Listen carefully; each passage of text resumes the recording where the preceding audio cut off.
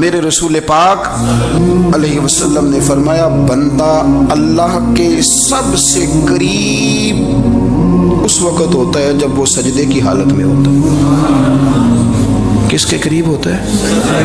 اللہ کے سب سے قریب ہوتا ہے، وہ بڑا نیڑے ہے رب کے، بڑا قریب ہے، اس لیے کہ وہ حالت سجدہ میں، وہ جب سجدے کرتا ہے نا اس کی بارگاہ میں جب جھک جاتا ہے۔ آپ ذرا سجدے کی کیفیت دیکھیں نا، زبان بھی یہاں ہے، آنکھ بھی یہاں ہے، کان بھی، عقل بھی ساری، اس نے سارا کچھ رکھ دیا سجدے۔ آپ وہ کبھی پیچھے جائیں تو دیہاتوں میں کہا جاتا تھا ناک سے لکیریں نکالو، بہت بڑی سزا ہوتی تھی نا، ناک سے لکیریں نکالو، بڑی سزا ہوتی تھی۔ تو اس نے کہا مالک مجھے کسی نے کہا نہیں، پر دیکھنا میں نے رکھ دی ساری عقل سجدے میں، اور رکھ کے کہا کیا سبحان ربی یا اللہ، اللہ میں پست ہوں تو اعلیٰ ہے، اللہ تو میرا رب ہے اور تو سب سے اعلیٰ اتنا۔ اور فرمایا جب یہ اس کیفیت میں ہوتا ہے تو پھر یہ اپنے رب کے قریب ہوتا ہے۔ کثرت عبادت نوافل، میرے رسول کریم علیہ السلام نے ارشاد فرمایا، حضور فرمانے لگے جس گھر میں اللہ کا ذکر ہوتا ہے وہ گھر زندوں کا ہے، اور جس گھر میں رب کریم کا ذکر نہیں ہوتا وہ گھر زندوں کا نہیں ہے۔ گھر نا ہم نا کتابوں میں پڑھتے ہیں کہ ایک بزرگ کہتے ہیں، حضرت فضیل بن ایاز کہتے ہیں کہ میں ایک گلی سے گزر رہا تھا تو گھر کے اندر کسی قاری صاحب نے قرآن کی آیت پڑھ دی، ولی من خاف مقام ربہ جنتان، میں تو میرے کانوں سے ٹکرائی تو اللہ نے میری کایا ہی پلٹ دی، میں توبہ کر گیا۔ اب گھر کے اندر سے آواز آئے تو صحیح نہ تلاوت کی، پر اندر سے آواز آتی نہیں ہے، ڈیک بجنے کی آواز آتی ہے، یا ٹی وی چلنے کی آواز آتی ہے، یا دھوم مچانے کی آواز آتی ہے۔ عبادت کا وہ جو خاص شوق تھا، وہ جو حسن تھا، وہ جو توانائی تھی، وہ جو بات تھی۔ ایک جگہ پہ ہم بیٹھے تھے تو وہاں ایک صاحب آئے اور انہوں نے آتے ہی کہا کہ مہربانی کریں ذرا مجھے مصلی دے دیں، میرے نہ کچھ نفل رہ گئے۔ تو میں نے وضو کر لیا تو کوئی مصلی مل جائے، مصلی انہیں دے دیا گیا، وہ مصلی لے کے چلے گئے تو پیچھے ایک صاحب نے تبصرہ کیا، کہنے نے کتنا ریاکار بندہ ہے، لوگوں کو دکھا رہا ہے کہ میں نفل پڑھتا ہوں، ہے کو بات کرنے والی۔ میں نے اسے کہا، میں نے کہا تو مہربانی کرنا اس طرح کی ریاکاری تو بھی کر، پکڑ مصلی اور جا تو بھی تھوڑی ریاکاری کر کے آ، اٹھ ذرا شکر کر، کوئی یہ ریاکار بھی ملا ہے، کوئی نفل پڑھ کے ریاکاری کر رہا ہے۔ اللہ کا میں کہتا ہوں کو پڑھے تو صحیح نہ، یار یہ کوئی دور ہے نفل پڑھنے کا، اس میں تو لوگوں کا مزاج ہی نہیں، طبیعت ہی نہیں۔ میں نے کہا چل مہربانی کر یہ لے مصلی اور تو بھی جا تھوڑی سی یا کر یا ریاکاری کرو تو صحیح نا، مزاج ہی نہیں، ذوق۔ جمعے کی نماز پڑھ کے یوں دنیا بھاگتی ہے، او ہو پتہ نہیں کون سی پیچھے آگ تھی جو بجھائی جائے گی، اور آج تک لوگ مسئلہ پوچھ رہے ہیں کہ جمعے کی بعد والی سنتیں کتنی ہوتی ہیں۔ میں نے کہا کتنے سال ہو گئے جمعہ پڑھتے، کتنے سال ہو گئے، ابھی تک سنتوں کا نہیں پتہ، ابھی تک نے علم کے پہلے کتنی رکھتے ہیں اور بعد میں کتنی رکھتے ہیں۔ فجر کی سنتیں کب پڑھنی چاہیے، سنو فجر کی سنتوں کے بارے میں۔ میرے رسول کریم سید عالم صلی اللہ تعالی علیہ وسلم سے ایک صحابی نے پوچھا تھا، حضور میری فجر کی سنتیں رہ گئیں یا رہ جاتی ہیں تو حکم کیا ہے، کیا انداز ہے حضور کا۔ بخاری مسلم کے لفظ سنو، حضور سید عالم صلی اللہ علیہ وسلم فرمانے لگے، اس نے کیا پوچھا تھا، حضور جواب کیا دیتے ہیں، فرمایا فجر کی سنتیں کبھی نہ چھوڑنا، فجر کی پہلی دو سنتیں کبھی نہ چھوڑنا۔ یا رسول اللہ صلی اللہ تعالی علیہ وسلم میری رہ گئی ہیں، رہ جاتی ہیں، فرمایا فجر کی دو سنتیں نہ چھوڑنا، فرمایا فجر کی پہلی دو سنتیں مجھے دنیا اور دنیا کے اندر جو کچھ ہے وہ سب سے زیادہ پیاری ہے۔ فجر کی دو سنتیں دنیا اور دنیا میں جو کچھ ہے مجھے وہ سب سے زیادہ پیاری ہیں، اس لیے فجر کی سنتیں نہ چھوڑ کے۔ نبی پاک علیہ السلام نے فرمایا تمہیں پتہ چل جائے نا پہلی صف کا ثواب کتنا ہے، تم قرآن اندازی کرو۔ عمرے کی قرآن اندازی کا تو پوسٹر چھپتا ہے، تو یہ والی قرآن اندازی کب ہونی ہے، ہونی چاہیے کہ نہیں؟ حضور نے فرمایا تمہیں پتہ چلے کہ اس کا ثواب کتنا تو تم قرآن اندازی کرو، تم قرآن ڈالو۔ جب آپ نماز پڑھ رہے ہوتے ہیں، جب آپ کا مصلی آباد ہوتا ہے، صلاح الدین ایوبی ایک بزرگ سے ملاقات ہو گئی، بیت المقدس پر قبضہ تھا عیسائیوں کا، تو صلاح الدین بڑے پریشان تھے.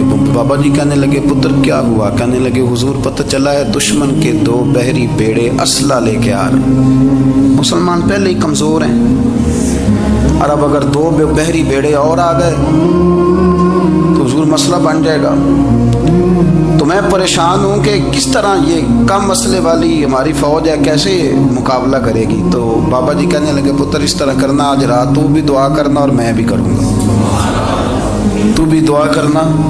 آپ ناراض نہ ہونا، ہم تو پیروں والے ہیں، ہم تو پیروں کے نوکر غلام ہیں، ہمارا تو گزارا ہی نہیں، ہمیں تو ملتا ہے سارا کچھ وہاں سے. پھر میرا سوال یہ ہے کہ تعویذ لینے جاتے ہو نفل کیوں نہیں پڑھتے؟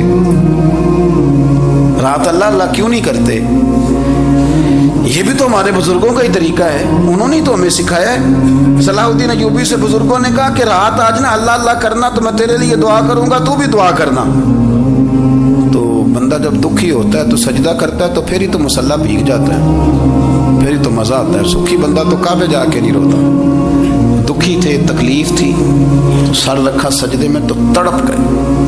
اور وہ بابا جی کہتے ہیں میں مسجد آیا تو صلاح الدین چیخیں مار کے رو رہا تھا اور کہہ رہا تھا مالک میں کوئی اپنی شان کے لیے تو نہیں نہ لڑ رہا، اللہ کو میں کوئی قبضوں کے لیے تو نہیں لڑ رہا، مالک تیرے لیے لڑ رہا ہوں، مجھے بے آبرو نہ کرنا، میری مدد فرمانا. کہتے ہیں میں آیا تھا کہ مسجد میں دعا کروں گا پر صلاح الدین ایوبی کو روتے دیکھا تو میں لوٹ گیا. تو سویرے صلاح الدین ملے تو بڑے خوش تھے. میں نے کہا پتر کیا ہوا؟ کہنے لگے حضور وہ بحری بیڑے 2 آ رہے تھے نا اسلحہ لے کے، دونوں ڈوب گئے پانی میں ڈوب گئے. تو بابا جی کہنے لگے صلاح الدین وہ پانی میں نہیں ڈوبے، وہ تیرے آنسوؤں میں ڈوب گئے، وہ غرق ہو گئے. وہ جو تو نے مصلی بات کیا تو وہ تیرے آنسوؤں میں ڈوب گئے، وہ غرق ہو گئے، وہ تباہ اتنے قیمتی تھے تیرے آنسو کے بہا لے گئے دشمن کے بحری بیڑوں کو. میرے بھائی ٹھیک ہو گیا جی. میرے عزیز سمجھ لیں اس بات کو ہمیشہ کے لیے اور اس پر غور کر لیں اچھے طریقے سے کہ میرے رسول کریم سید عالم صلی اللہ علیہ وسلم نے نا ہماری توجہ دلائی، حضور نے ہمیں بتلایا، ہمارا ذوق بڑھایا عبادت کی طرف. ایک صحابی تھے حضرت ابو فاطمہ رضی اللہ تعالیٰ عنہ، یہ ترمذی شریف کی حدیث ہے. نبی پاک علیہ السلام نے فرمایا ابو فاطمہ قیامت کے دن مجھ سے جلدی ملنا چاہتے ہو کہ دیر کے ساتھ؟ تو کہنے لگے حضور کون ہوگا جو دیر سے ملنا چاہے گا؟ قیامت کے دن آپ سے جلدی ملنا ہے. تو نبی پاک علیہ السلام نے فرمایا پھر اس طرح کرنا دنیا میں رہ کے سجدے زیادہ کرنا، پھر سجدے زیادہ کرنا، قیامت میں ملاقات جلدی ہو جائے گی، قرب ملے گا. تم اپنے بچوں کے اندر دیکھیں نا، ہم شوق پیدا کرتے ہیں، ہمیں صحیح لفظ نہیں بولنے آتے پر ہم بچوں میں شوق پیدا کرتے ہیں کہ پتر ڈاکٹر بن جائے گا تو بڑا نفع کرے گا، تو لوگوں کی خدمت کرے گا، ملک و ملت کی خدمت کرے گا، تیرے ابا کا نام روشن ہوگا، تیرے دادا کی تعریفیں ہوں گی. ہم یہ ذوق پیدا کرتے ہیں. ہم اپنے نوجوانوں کے اندر یہ فکر پیدا کرتے ہیں، انہیں ہم سمجھاتے ہیں کہ میاں جب تم پڑھو گے محنت کرو گے تو فلاں آدمی کی طرح تمہارا نام ہوگا. یہ جتنا ذوق ہم بچوں کے اندر ان چیزوں کا پیدا کرتے، ہمیں حکم ہے کسی طرح ہم ذوق پیدا کریں کہ پتر نماز پڑھے گا تو اللہ راضی ہو جائے گا، تو سجدہ کرے گا. دیکھیں نا میرے رسول کریم علیہ السلام نے فرمایا 7 سال کے بچے کو مسجد لے کے جاؤ، یعنی اسے شوق دلاؤ، اس کے اندر یہ خاصیت پیدا کرو کہ اس کا دل کرے مسجد میں جانے کو، اس کے اندر یہ خصوصیات لاؤ کہ وہ ہمارے ہاں نا ہر چیز کو پروموٹ کیا جا رہا ہے، ہر چیز کو یعنی سر سنگیت سکھانے کے لیے اکیڈمیاں بن گئی، ہر شے پروموٹ ہو رہی ہے. عبادت کا جذبہ کم ہوتا جا رہا ہے، اللہ کا ذوق ہمارے اندر نہیں رہا. اور اتنا مشکل ہم نے اپنے لیے بنا لیا ہے کہ وہ بندہ جو بڑی زبردست مذہبی گفتگو کر رہا تھا اور تگڑی بات کر رہا تھا، کیا بات ہے، لیکن نماز کے بارے میں کمزوری دکھا جاتا ہے، نوافل کے بارے میں وہ چپکے سے نکل جاتا ہے. امام احمد بن حنبل رحمۃ اللہ تعالی علیہ، مسند امام احمد بن حنبل 14 جلدوں میں ہے مارکیٹ میں، اور مجھے تو خیر پسند ہی پڑی ہے، میں نے تو کئی دفعہ پڑھی ہے. اور کیا بات ہے امام احمد بن حنبل کی، کیسے تگڑے قسم کے محدث تھے اور اللہ نے کتنا انہیں اعزاز عطا فرمایا ہوا ہے. یہ کوڑے بھی کھاتے تھے دین کی خاطر، سارا کرتا لہو سے بھر بھی جایا کرتا تھا، بڑا اعزاز والا شخص تھے، بڑے اعزاز والے. حدیثیں جمع کرنا، حدیثیں لکھنا، حدیث پڑھانا، سارا دن رہتے تھے. کہہ سکتے تھے کہ میں کر تو رہا ہوں کام، اور حدیث بھی موجود ہے کہ عالم عابد سے افضل ہوتا ہے، پر اس کے باوجود امام احمد بن حنبل رحمۃ اللہ علیہ 300 نفل فرض نمازوں کے علاوہ پڑھا کرتے تھے. 300 نوافل روز پڑھا کرتے تھے. ان کے بیٹے نے کہا ابا جی مکان خریدنا ہے تو وہ جگہ کہاں کر کے لوں، بہت ساری آبادیاں. تو فرمایا پتر وہاں لینا جہاں مسجد قریب ہو. میرے رسول کریم سید عالم صلی اللہ علیہ وسلم اتنا پسند کرتے مسجد کو، اتنا پسند کرتے نماز کو، کہ رسول کریم صلی اللہ علیہ وسلم تہجد کی نماز بھی پڑھتے، پھر حضور فجر کی نماز بھی پڑھتے. نبی پاک وتر کو الگ کر کے پڑھتے، عشاء کے ساتھ نہیں پڑھتے. یہ تو ہم اس لیے اجازت دی ہمارے بزرگوں نے کہ بعد میں اٹھے گا کون علیحدہ وتر پڑھنے کے لیے. عشاء کے ساتھ پڑھ لیں. وتر پڑھتے، تہجد پڑھتے، فجر پڑھتے، اشراق پڑھتے، چاشت پڑھتے، پھر مغرب کی نماز کے بعد 6 رکعت اوابین پڑھتے، پھر رات کو صلاۃ اللیل پڑھتے. سیدہ عائشہ صدیقہ کہتی ہیں زمانہ سو جاتا اور میرے رسول مصلی بچھا کے کھڑے ہو جاتے. او یار کھیتی باڑی کر کے نہیں، محنت مزدوری کر کے نہیں. جناب عائشہ کہتی ہیں میں یہ بھی دیکھتی کہ حضور ایک آیت شروع کرتے تو ساری رات اسی کو پڑھتے، اور میری نظر جاتی تو قدم مبارک پہ ورم آ جاتا. یار نماز پڑھ پڑھ کے، اتنی مشقت کر کے، اتنی جد و جہد کر کے ورم آ گیا. یا رسول اللہ اتنی محنت کیوں کرتے ہو؟ فرمایا افلا اکون عبدا شکورا، کیا میں اپنے رب کا شکر گزار بندہ نہ بنوں؟ صحابہ کا ذوق عبادتوں کا، ریاضتوں کا، تلاوتوں کا، طبیعت ہے ان کی. وہ ایک دوسرے کو، حضرت مولا علی شیر خدا کرم اللہ تعالیٰ وجہہ الکریم کے زمانے میں روم کے بادشاہ نے کہا یار یہ مسلمانوں کا پتہ تو کرو، یہ آخر کیوں اتنے زیادہ مجاہد ہیں. اس زمانے میں جاسوس بھیجنے کا مزاج تھا. اب تو جاسوس پکڑا جاتا ہے، اب تو جاسوس اور جاسوسی کا شوق ویسے آج بھی ہے. عرض کروں تھوڑی سی بات اس عنوان سے. پتہ کیا ہمارا مسئلہ ہے؟ ہم جہاں جاتے ہیں نا وہاں تھوڑی خوشبو سونگنے کی کوشش کرتے ہیں. وہ کیا ہے تو یہ کیا ہے تو ادھر کیا ہے تو تھوڑا سا ادھر کیا ہے. میرے رسول پاک پڑھیے درود شریف، سارے پڑھیے ذرا زور سے صلی اللہ تعالی. نبی پاک علیہ السلام نے فرمایا جاسوسی نہ کرنا ورنہ تم بندوں کو خراب کر دو. اور فرمایا اس طرح نہ ہو کہ تم کسی کے اب کھول نہ نکلو تو تمہارے پہلے کھول جائیں. یہ جو ذوق ہے نا یہ ختم کریں، چھوڑیں. مطلب آپ کس چکر میں پڑے ہوئے ہیں؟ اتنی زیادہ توجہ کرنے کی کیا ضرورت ہے؟ انہیں کام سے کام رکھیں. اس میں بندہ تھوڑا سا نا آسان رہتا ہے. یہ جو بہت زیادہ ٹٹولنے والے لوگ ہوتے ہیں نا وہ بیچارے پھر عمر ٹٹولتے ہی گزار دیتے ہیں، اس لیے کہ مزاج ہی بہت پکا ہے. گوری کا منہ کھول کے اندر تک ہاتھ ڈالنا تو پھر کئی دفعہ سامنے سے پچھو بھی لڑ جاتا ہے، خرابی ہوتی ہے. تو جاسوسی کی جاتی تھی. اس نے بھی جاسوس بھیجے کیونکہ قبیلوں کے لوگ تھے، کچھ مسلم کچھ کافر، پہچانے نہیں جاتے تھے لوگ. تو کچھ لوگ اس نے بھیجے، انہوں نے آ کے نا تحقیق کی، ریسرچ کری کہ آخر ماجرا کیا ہے. تو واپس جا کے انہوں نے رپورٹ دی نا روم کے بادشاہ کو. اس رپورٹ کا ایک جملہ بڑا شاندار ہے. وہ کہنے لگا بادشاہ ہمیں مسلمانوں کی کوئی سمجھ نہیں آئی، ہمیں کوئی سمجھ نہیں آئی. انہوں نے کبھی کیوں نہیں سمجھ آئی؟ کہنے لگے یار عجیب بندے ہیں، جب رات مصلے پہ بیٹھتے ہیں تو یوں لگتا ہے ان کا دنیا سے رشتہ ہی کوئی نہیں، کوئی کسی کو نہیں جانتا. کوئی اپنے دکھ سنا کے رو رہا ہے، کوئی اپنی بات کر کے رو رہا ہے. لگتا ہے کہ ان کا کوئی رشتہ ہے ہی نہیں جب مصلے پہ بیٹھتے ہیں. اور فرمایا جب سویرے یہ جہاد کرنے نکلتے ہیں تو لگتا ہے ان سے زیادہ دلیر ہی کوئی نہیں. حالانکہ جو مسلوں پہ رونے دھونے کے لوگ ہوتے ہیں وہ کئی دفعہ جہاد میں کام نہیں کرتے، لیکن عجیب لوگ ہیں کہ رات کے راہب ہیں، دن کے مجاہد ہیں، کوئی سمجھ نہیں آتی. میرے عزیز ان لوگوں نے مصلی آباد کر کے رکھا، تلاوتیں ان کا ذوق رہی، منظر روز پڑھنا، اسباق پڑھنا، وظائف پڑھنا، یہ ان کا ذوق رہا. شیخ شہاب الدین سہروردی رحمۃ اللہ علیہ اس پر ایک بندے نے اعتراض کیا. اس نے کہا جی آپ کس قسم کے صوفی ہیں، مرید بیٹھے ہیں اور آپ وہاں نفل پڑھ رہے ہیں.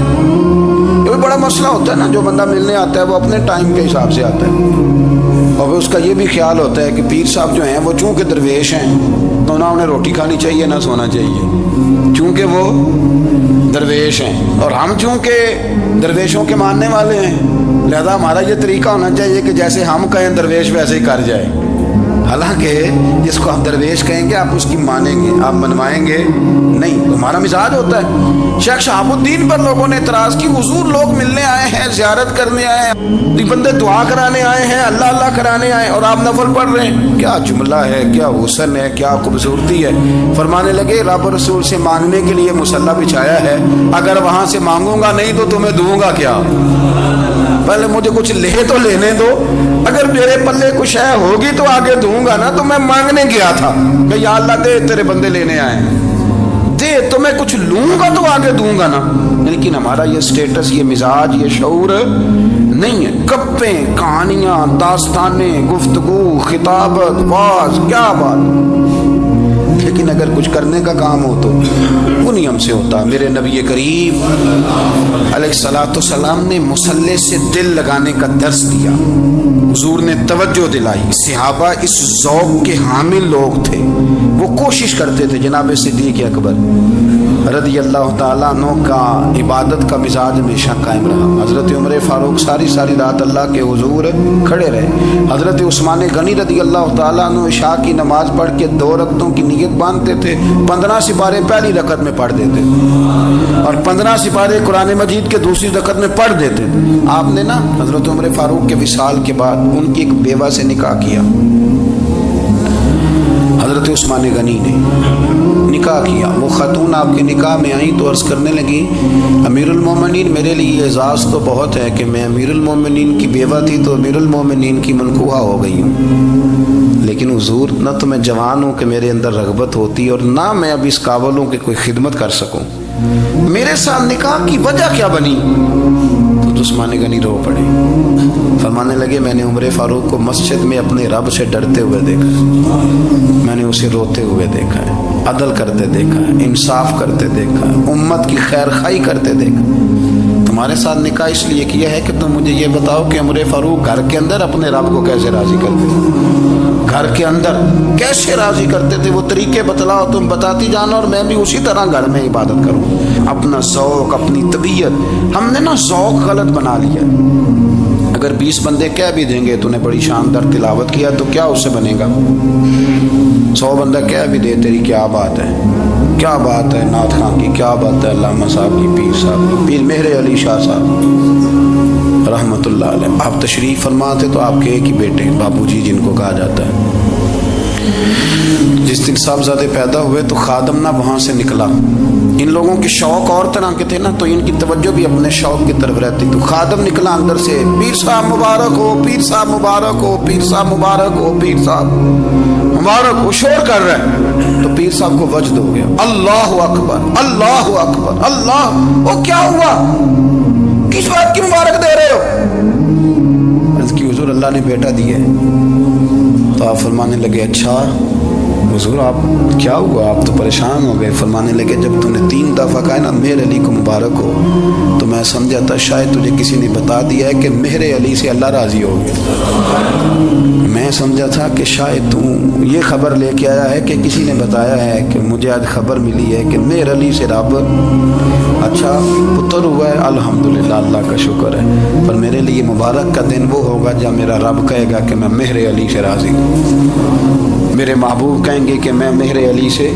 آپ بات کو سمجھیں، شوق ہی کسی اور طرف تھا، دل ہی کہیں اور لگا ہوا تھا، طبیعت ہی کہیں اور مائل تھی۔ کوئی وظیفہ پوچھتے تھے تو پڑھتے تھے وہ لوگ، کچھ اللہ اللہ انہیں بتائی جاتی تھی تو کرنے کا ذوق رکھتے تھے، طبیعت تھی، قائل تھی۔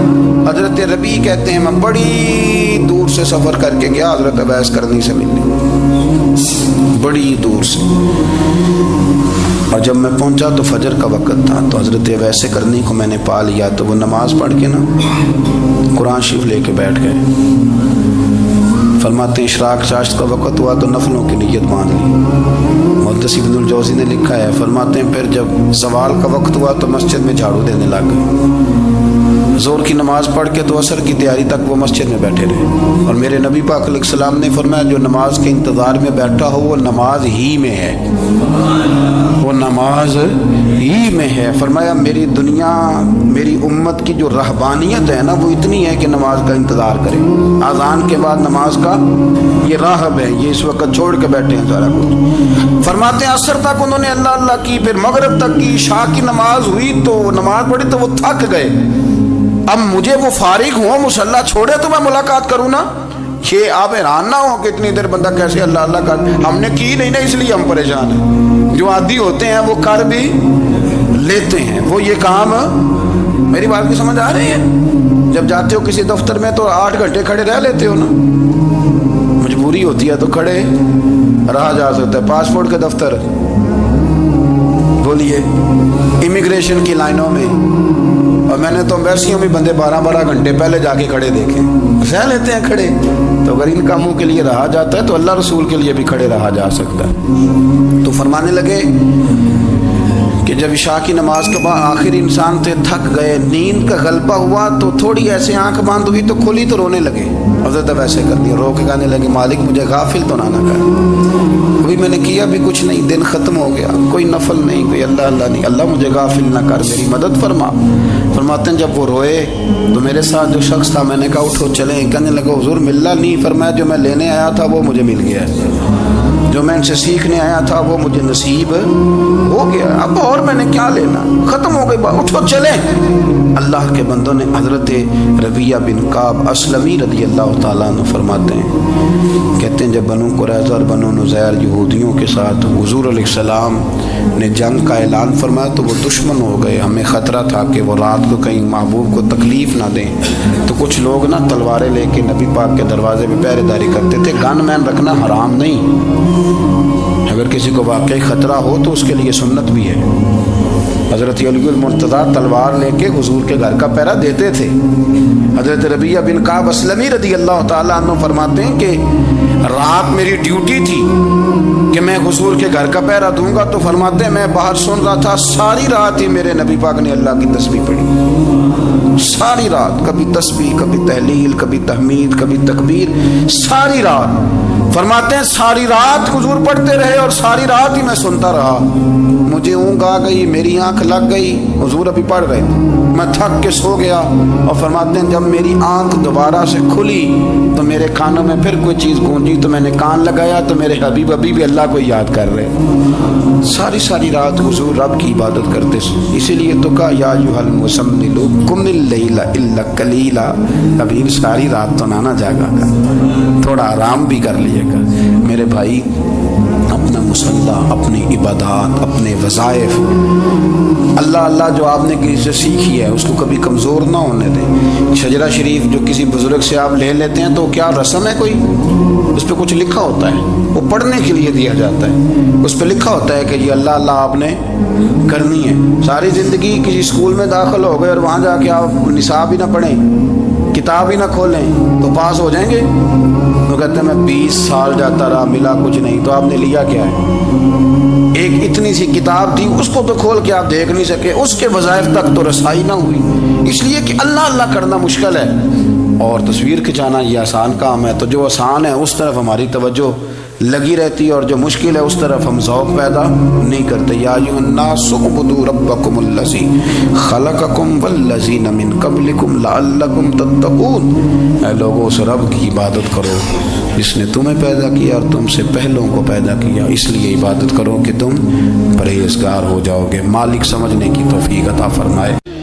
मुश्किलात में इंसान के सामने नेकियां भी आके खड़ी हुआ करती हैं, दुनियावी मामलात में भी नेकी इंसान के बड़ा काम आया करती है, उसके लिए आसानी पैदा कर देती है नेकी दुनियावी मामलात के अंदर भी। बुखारी मुस्लिम में सही सनद के साथ नबी रहमत अलैहिस्सलाम का वो फरमान मौजूद है और बड़ा मशहूर है, मारूफ है। हुजूर ने खुद इसे बयान किया, फरमाया 3 शख्स किसी दूसरे इलाके में जा रहे थे और रास्ते में बारिश और तूफान ने घेर लिया, तो एक गार के अंदर जैसे वो बंद हुए, खुद रसूल रहमत इसे बयान फरमाते हैं। और हुजूर फरमाते हैं लुढ़क करके एक पत्थर जब आया और गार का मुंह उस पत्थर ने बंद कर दिया,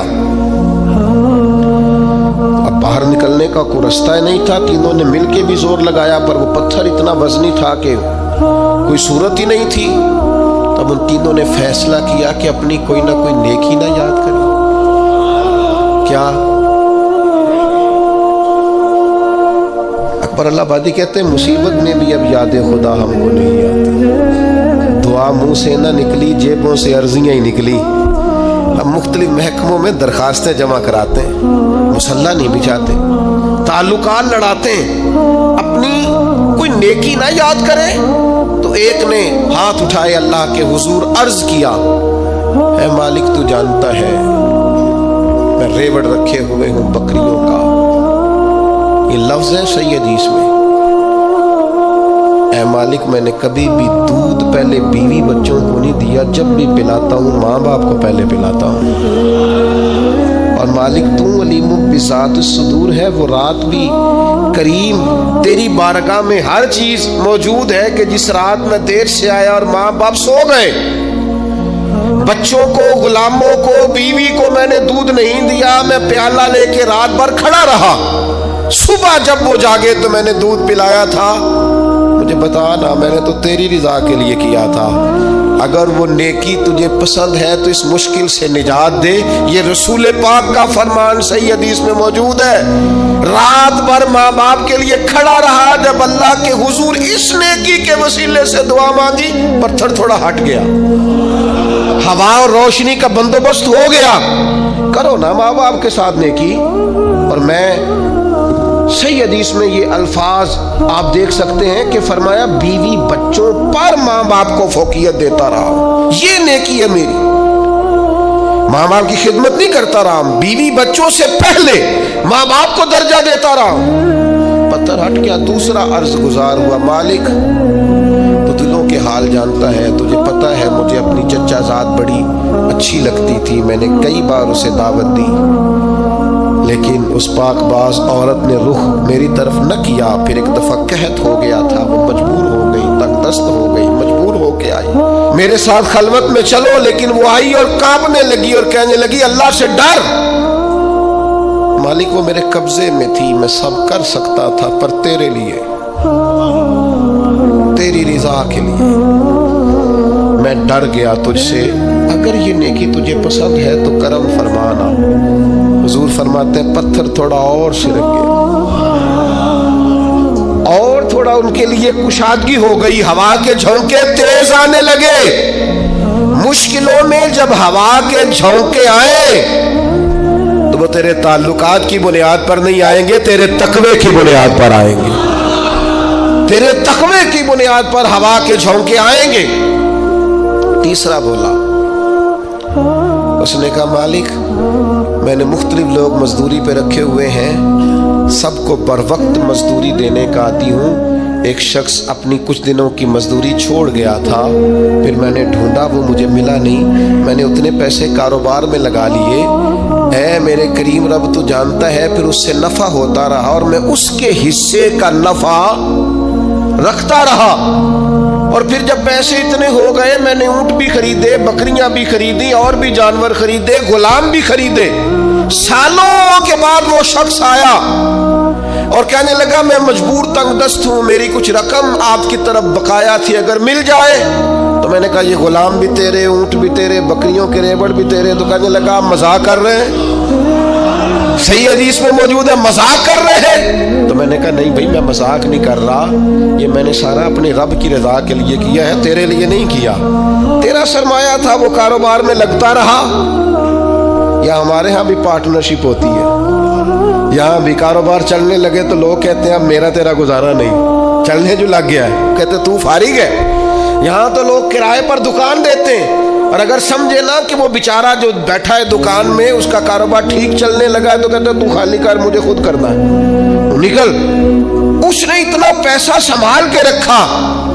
करीम महबूब बयान फरमाते हैं, रसूल रहमत के लबहाए नूर से ये जुमले निकले, फरमाया उसने अपनी उस नेकी का वसीला देकर जो रब के हुजूर बात अर्ज की, चेहरे पर हाथ फेरे ही थे कि पत्थर लुढ़का, रास्ता खाली हो गया, اللہ کے رسول ہم نے یہ نصیحت کرنا چاہتے ہیں کہ جب تم پر مشکلات بنے نا تو نمبر نہ تلاش کرو کہ فلاں کا نمبر کہاں ہے، فلاں کا نمبر کہاں ہے. کوئی رات ڈھونڈو جو صرف رب کی رضا کے لیے گزری ہو. کوئی نیکی تلاش کرو جو فقط اللہ کے لیے کی ہو. کوئی آنسو ڈھونڈو جو تم نے کسی مسکین یتیم کے پوچھے ہو. کوئی ایسا شخص جو تڑپ کے رو رہا تھا لیکن تمہاری وجہ سے ہنسا ہو. کوئی ماں جس نے راہ جاتے تمہیں دعا دی ہو کہ بیٹا جا تو جیتا رہے. کوئی بوڑھا شخص جس نے دعا دی ہو کہ اللہ دنیا اور آخرت میں تیرا بھلا کرے. کوئی یتیم، کوئی لاوارث، کوئی کمزور، کوئی شخص جس کی روح سے تمہارے لیے دعا نکلی ہو. کوئی بیٹھا ہوا مجھے دور دعا دیتا ہے، میں ڈوبتا ہوں پر سمندر اچھال دیتا ہے. بھائی نیکیاں زندگی کو بھی سنوار دیتی، یہاں بھی انسان کو نفع ہوتا ہے، اس دنیا کے اندر بھی اسے بے شمار برکات نیکیوں کی برکت سے نصیب ہوتی ہے. اس لیے یہ جو لبرلز ہمارے بیچارے بیٹھ کے کہتے ہیں نا مولوی صرف آخرت کی بات کرتا ہے، نا نا نا نا. دین تو جب بھی بات کرتا ہے کہتا ہے دعا یہ مانگو کہ ربنا آتنا فی الدنیا حسنہ وفی الآخرۃ حسنہ. اے اللہ دنیا بھی حسین فرما دے اور آخرت بھی حسین فرما دے. اسلام کسی مقام پر کسی جگہ بھی فقط آخرت کی بات نہیں کر رہا، دین تو کہتا ہے یہاں بھی سنور جائے گا. یاد رکھنا کئی دفعہ انسان پر ایسا وقت آتا ہے کہ اس کے لیے ایک رکاوٹ بھی رستے میں باقی نہیں رہتی. وہ جدھر جدھر جاتا ہے دروازے کھلتے جاتے ہیں. جن رستوں پر وہ سفر کرتا ہے وہ رستے اس کے لیے آسان ہوتے جاتے ہیں. بڑی لمبی چوڑی دشوار گزار گھاٹیاں ہوتی ہیں لیکن یہ قدم رکھتا ہے تو رستے سمٹتے چلے جاتے ہیں. خود اسے احساس ہوتا ہے کہ یار میں پلٹ کر دیکھتا ہوں تو میں تو وہ کر ہی نہیں سکتا تھا جو مجھ سے ہو گیا. یہ میرے لیے ممکن، یہ میں نے کر لیا، یہ مجھ سے ہو گیا. دروازے کھل جاتے ہیں. اللہ کا قرآن کہتا ہے کچھ لوگ ایسے ہیں جن کے لیے اللہ زمین و آسمان کی برکتوں کے دروازے کھول دیتا ہے. زمین بھی دروازے کھولتی ہے اور آسمان بھی. تو شرطیں کتنی ہیں؟ اب تو ہر آدمی چاہتا ہے میرے لیے زمین و آسمان کے دروازے کھل جائیں. شرطیں کتنی؟ صرف 2. کیا عمل کرنا ہے؟ صرف 2 کام، صرف 2 شرائط. یہ قرآن مجید ہے، سورہ آراف ہے. فرمایا اگر یہ بستیوں والے ایمان لے آتے اور تقوی اختیار کرتے، ایمان لاتے اور متقی ہو جاتے، اللہ سے ڈر کے وقت گزارتے، تو کیا مالک تو صرف انہیں آخرت میں ہی اجر دے گا؟ صرف صبح قیامت ہی ایمان اور تقوی پر جزا مرتب ہوگی؟ تو فرمایا اگر بستیوں والے ایمان لاتے اور تقوی اختیار کرتے لفتحنا علیہم برکات من السماء والارض، ہم ان پر زمین و آسمان کی برکتوں کے دروازے کھول دیتے. اگر یہ ایمان لے آتے لفتحنا علیہم برکات من السماء والارض، تو دروازے کھول دیتے زمین و آسمان کی برکت. ہم ان پر دروازے کھول دیتے. شرط صرف 2، ایمان لائیں اور تقوی اختیار. جو بھی کام کریں اللہ سے ڈر کے کریں، مومن اور متقی بن کے کریں. لین کریں، دین کریں، خریداری کریں، فروخت کریں، حقوق العباد کا معاملہ، حقوق اللہ کا معاملہ، ہر معاملے میں اگر یہ اپنے رب کریم کی رضا کو پیش نظر رکھیں گے تو ایسا نہیں ہوگا کہ نیک لوگ نانے جوی کے محتاج رہیں. ایسا نہیں ہوگا کہ جو لوگ کفر کرنے والے ہیں وہ تو آسودہ زندگی گزارے اور مومن مجبور اور تہی دست اور تنگ دامن زندگی گزارے. مالک کہتا ہے تو تقوی تو اختیار کر، تو پکا مومن تو بن، میں زمین آسمان کی برکتوں کے دروازے کھول دوں گا. اور بالکل اسی مضمون کو سورہ طلاق کے اندر بیان فرمایا، بالکل اسی مضمون.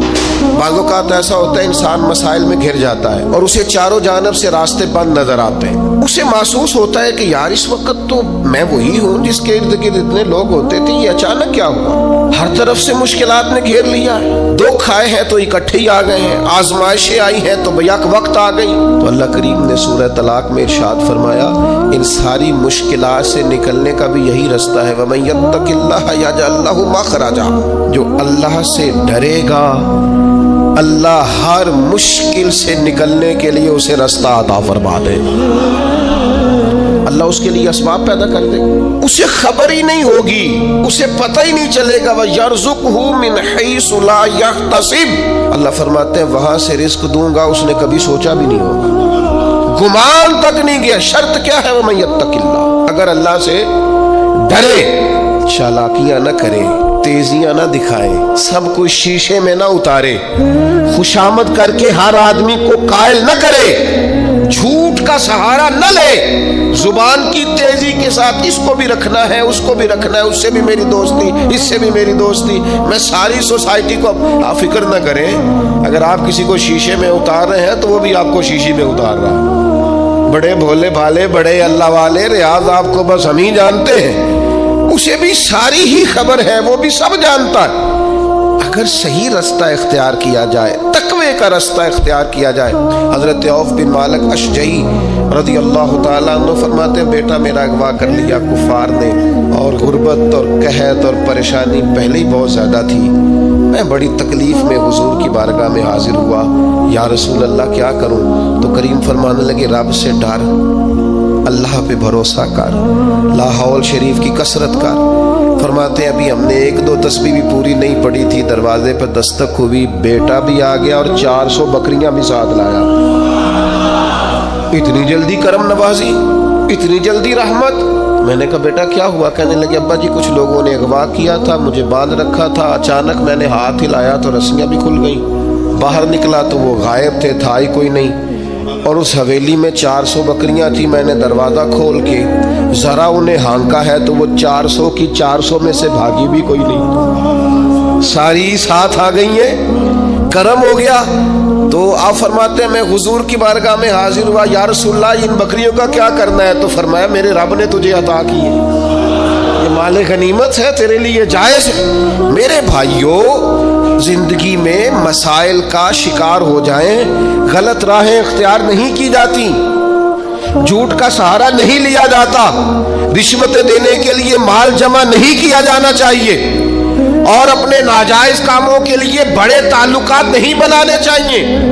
کھانے کھلائے جا رہے ہیں, دعوتیں پکائی جا رہی ہیں, لوگوں کو بلایا جا رہا ہے, کارڈ تقسیم ہو رہے ہیں, تعلقات بن رہے ہیں, کس لیے؟ یہ لوگ مشکل وقت میں کام آئیں گے. تجربہ کر کے دیکھ لینا, جس کی جیب کارڈ سے بھری ہوئی ہے نا مختلف لوٹ, ٹائم آنے پہ ملتا ہی کوئی نہیں. ہاں, آدھے سے زیادہ تو نمبر ہی بند ملتے ہیں. وہ کہاں میرے عزیز, وہ کسی نے کہا تھا وہ تیری آنکھ ہو یا سنگ ملامت کی چبھن, کون پہنچا ہے میرے درد کی گہرائی تک, دور شہرت میں تو یاروں نے کیا یاد بہت, پر ساتھ آیا نہ کوئی کوچہ رسوائی تک. مشکل حالات میں کون ملتا ہے, ساری عمر ہی آٹا گد ہے, لکھاں کیتے نہیں پیڑے, تو جدو وقت آیا ہی محمد بخشا کوئی نہیں بیٹھا نیڑے. اس وقت میں اللہ فرماتے ہیں تو مجھ سے ڈر, میں تیرے لیے رستہ بنا دوں گا, تجھے گنجائش دوں گا, تیرے حالات ٹھیک کر دوں گا. لیکن شرط کیا ہے؟ اللہ سے ڈرا جائے, غلط راہوں کا انتخاب نہ کیا جائے, اپنے مالک کی طرف توجہ کی جائے, اپنے مسلح کو آباد کیا جائے, رب کریم کی جانب انسان رجوع کرے. اگر وہ اللہ کی جانب رجوع کرے گا, رب کریم سے ڈرے گا, اس کے حضور اپنی توجہ کو مبذول کرے گا, تو اللہ تبارک و تعالی اس کے لیے بڑی جلدی رستہ پیدا کر دے گا. اور یہ تجربہ ڈھیر سارے لوگوں نے کیا, اور وہ اس تجربے پر کامیاب بھی ہوئے. سن لو اور یاد رکھنا, اللہ کی کتاب کا فیصلہ یہ ہے, اگر آپ چاہتے ہیں کہ میرے بچے میرے بعد کسی پریشانی کا شکار نہ ہوں, تو اس کے لیے باپ کا امیر ہونا ضروری نہیں, باپ کا نیک ہونا ضروری ہے. آپ یہ سمجھتے ہیں کہ میں بہت زیادہ بینک بیلنس چھوڑ کے جاؤں گا تو پیچھے میری اولاد آسودہ زندگی گزارے گی, میں بہت ساری زمین جائیداد چھوڑ جاؤں گا تو یہ خوشحال وقت گزاریں گے, انہیں کوئی تکلیف نہیں آئے گی؟ ایسا نہیں ہے. قرآن مجید کا یہ فیصلہ ہے کہ آپ کے پیچھے آپ کے مال, آپ کی جان, آپ کی اولاد کی حفاظت تب ہوتی ہے جب آپ تقوی چھوڑ کے جاتے ہیں, پرہیزگاری چھوڑ کے جاتے ہیں, نیک نامی چھوڑ کے جاتے ہیں. یہ قرآن مجید ہے, یہ سورہ کہف ہے, یہ حضرت خضر علیہ السلام ہے, یہ ایک گاؤں میں گئے ہیں جناب موسیٰ کلیم علیہ السلام کے ساتھ. گاؤں والوں نے مہمان نوازی کوئی نہیں کی، لیکن اللہ کے ان پاک باز لوگوں نے ایک گرتی ہوئی دیوار سیدھی کر دی ہے. اور جب جناب خضر علیہ السلام سے پوچھا جاتا ہے کہ جناب آپ یہ گرتی ہوئی دیوار سیدھی کر رہے ہیں اور یہ لوگ وہ ہیں جنہوں نے پانی تک نہیں پوچھا، تو یہ قرآن مجید ہے. رب کریم فرماتا ہے جناب خضر علیہ السلام نے فرمایا یہ دیوار 2 یتیم بچوں کی ہے، ان کی ملکیت ہے یہ جگہ، اور اس جگہ کے نیچے ان کا باپ خزانہ چھوڑ گیا ہے اپنے بچوں کے لیے. اگر یہ دیوار گر جاتی، خزانہ ظاہر ہو جاتا، تو ان بچوں کا مال لٹ جاتا. آپ نے یہ نیکی کیوں کی؟ تو اللہ کا قرآن کہتا ہے جناب خضر نے کہا وَكَانَ أَبُوهُمَا صَالِحًا. یہ نیکی اس لیے کی ہے کہ ان کا باپ نیک آدمی تھا، ان کا والد ایک صالح آدمی تھا. ابوہما صالحا. حضرت عبداللہ ابن عباس اس آیہ مبارکہ کی تفسیر میں فرماتے یہاں بچوں کی نیک نامی کا ذکر ہی کوئی نہیں، بچوں کا نام ہی نہیں کہ بچے نیک تھے کہ بد تھے. صالح کے بچے ہیں، نیک ہی ہوں گے، گمان یہی ہے کہ نیک ہیں، پرہیزگار ہیں. لیکن فرماتے یہاں صالحیت کا ذکر ہے تو اولاد کی نہیں، باپ کی. آپ فرماتے ہیں سن لو لوگو، یاد رکھو صالحیت چھوڑ کے جانا، پھر اگر تم نیک نامی چھوڑ کے جاؤ تو پھر اپنے بچوں کے لیے پریشان نہ ہونا. رب کی رحمت ان کی حفاظت کرے گا. تمہاری فصل کو کوئی برباد نہیں کرے گا، تمہارے خزانے کو کوئی لوٹے گا نہیں، تمہارے پیچھے تمہاری اولاد اور تمہارا گھر ویران نہیں ہوگا. شرط یہ ہے کہ صالحیت چھوڑ کے جانا، تقویٰ اپنے پیچھے چھوڑ کے جانا، اپنے پیچھے نیک نامی چھوڑ کے جانا. حضرت عمر بن عبدالعزیز رحمۃ اللہ علیہ سے قبل جتنے بھی بادشاہ تھے کروڑوں اربوں کی جائیدادیں چھوڑ گئے، لیکن ان کا حال یہ تھا کہ ان کی اولادیں ایسی شراب کباب میں الجھیں کہ 2 بادشاہ تو ایسے تھے جن کے بچے جامع مسجد کے سامنے بھیک مانگا کرتے. اور جناب عمر بن عبدالعزیز رحمۃ اللہ علیہ نے آخری وقت میں اپنی بیوی کو کچھ نصیحتیں کرنا چاہیں تو وہ کہنے لگی اللہ تعالیٰ آپ کو آپ کی نیکیوں کی جزا دے، اولاد کے لیے کچھ نہیں کر سکے، آپ کچھ نہیں ہے ہمارے بچوں کے پیچھے. آپ نے فرمایا بلاؤ نا بیٹوں کو. تو بیٹے حاضر ہوئے تو حضرت عمر بن عبدالعزیز کہنے لگے بیٹا تمہارا باپ بزدل تھا، جائیداد نہیں بنا سکا، اسے معاف کر دے. کہا بھاجی آپ بزدل کیا مطلب؟ تو ہر میدان میں ڈٹے رہے. فرمانے لگے میں بزدل تھا بیٹا، دوزخ سے ڈر گیا، جہنم کی آگ سے میں ڈر گیا. میں نہیں اپنے مالک کے عذاب کا مقابلہ کرنے کی سخت رکھتا تو میں ڈر گیا، تمہارے لیے کوئی ناجائز پیسہ جمع نہیں کر سکا. اپنے باپ کو معاف کر دینا، بس یہی روکھی سوکھی ہے جو چھوڑ کے جا رہا ہوں، قبول کرنا. تو جناب عمر بن عبدالعزیز کے بیٹے اٹھ کے اپنے والد کے قریب بیٹھ گئے، کہنے لگے ابا جی آپ پہ سلامتی ہو. پرانے بادشاہوں کی اولادیں گلیوں سے گزرتی ہیں تو لوگ دیکھ کے رخ پھیر لیتے ہیں، اور ہم جس گلی سے گزرتے ہیں لوگ کہتے ہیں نیک آدمی کی اولاد جا رہی، تو پرہیزگار آدمی کے بیٹے جا رہے ہیں، آپ کے نام سے جانے جاتے ہیں تو ہمارا قد ناز سے اونچا ہو جاتا ہے، ہمارا سر فخر سے بلند ہوتا ہے. دوستو اللہ فرماتا ہے وَكَانَ أَبُوهُمَا صَالِحًا، ان کا باپ صالح تھا، نیک تھا. گھر چاہتے ہو کہ پیچھے اولاد کو کوئی تکلیف نہ آئے، جانے کے بعد اولاد پر کوئی آزمائش نہ آئے، زمانے کی تیز دھوپ کی تپش انہیں نہ پہنچے، حالات کی شدت کا یہ شکار نہ ہو، پھر سرمایہ نہیں، مال نہیں، جائیداد نہیں، تقویٰ چھوڑ کے جانا، پرہیزگاری چھوڑ کے جانا. بڑا شوق ہے لوگوں کو شہرت کا، بڑا شوق ہو گیا ہے لوگوں کو فیمس ہونے کا، بڑا دل کرتا ہے کسی طریقے سے مشہور ہو جائیں، بڑی خواہش ہے. اس کے لیے لوگ سفر کرتے ہیں بڑا لمبا چوڑا، اور چاہتے یہ ہیں کہ کوئی ایسی صورت بن جائے، کوئی ایسی کیفیت ہو جائے، کسی طریقے سے وائرل ہو جائے. اللہ تعالیٰ مجھ سے درگزر کرے، میں بڑا چھوٹا آدمی ہوں، من آنم کے من دانم، جو میں ہوں مجھے پتا ہے. لیکن آپ کو کیا عرض کروں کہ شہرت اپنے اندر مسائل کتنے رکھتی ہے. मुसन्नफ इब्न अबी शैबा में मौला अली शेर खुदा का फरमान है। आप फरमाते हैं उसे मुबारक हो जिसे कम लोग जानते हैं, उसे मुबारक हो जिसे थोड़े लोग जानते हैं। ये जो है ये भी अल्लाह का फजल है, अल्लाह ताला माफ़ करे। लेकिन जो अर्ज़ करना चाहता हूँ वो ये है कि एक तो ये है कि खुदाई मामला हो गया, शोहरत हो गई, और एक ये है कि हुसूल शोहरत की कोशिश करना, जद्दोजहद करना और ख्वाहिश पैदा करना। हम तो बाज़ औक़ात बड़ी शर्म महसूस करते हैं, तकलीफ़ होती है।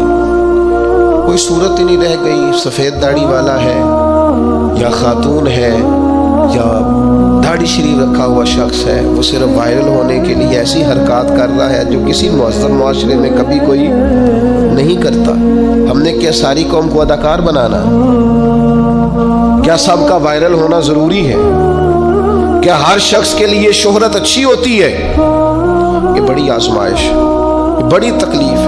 तो मैंने आपको पहले भी एक दफ़ा बताया था, मेरा कॉलेज में जो क्लास फेलो सबसे ज़्यादा मुझे मौलवी साहब कह के तंग करता था ना, उस दौर में ना ये बम धमाके बड़े होते थे। तो मेरा एक करीबी दोस्त था, तो वो बड़े खौफनाक अंदाज में मेरा नाम लेता। कॉलेज में दाखिल होते कहते मौलवी की तलाशी ले लो, और मुख्तलिफ अंदाज में फब्तियाँ कसता। कभी वेस्ट कोट पहन के चले जाते तो कहते नीचे जैकेट तो नहीं। तो फिर मुझे कभी कभी वो ये भी कहा करता कि यार क्या रास्ता इख्तियार कर लिया, ज़हीन तरीन आदमी हो सारे कॉलेज में, और तुम क्या मौलवी बन रहे हो। वो दौर भी इंजॉय करके गुजारा। और फिर वो यूरोप से वापस आया तो ढूंढ के मेरा नंबर फ़ोन करके कहने लगा एक तस्वीर नहीं मिल जाती तेरे नाल, इंज भी सज्जन वाह वाह, ते उंज भी सज्जन वाह वाह। अपनी ज़िंदगी में मत समझे आप कि सिर्फ आखिरत में ही सिर्फ जज़ा मिलने वाली है। वो बड़ा करीम है, वो बड़ा मेहरबान है, यहाँ भी कोई कमी रहने देता नहीं है। इसलिए खूबसूरत तरीन और सब्र वाली, शुक्र वाली, सजदों वाली, इबादतों वाली और अपनी नबी पाक अलैहिस्सलाम के इखलाक से खैरात मांगने वाली ज़िंदगी बिता के जाएं। अपने लबो लहजे को बावुज़ू रखें, किरदारो अमल को तैयब रखें और अपनी सोचों को हमेशा मुस्बत और मानाखेज और खूबसूरत रखें। यहाँ भी बड़ा अजर मिलने वाला है। अल्लाह ताला अमल का रास्ता आसान करे।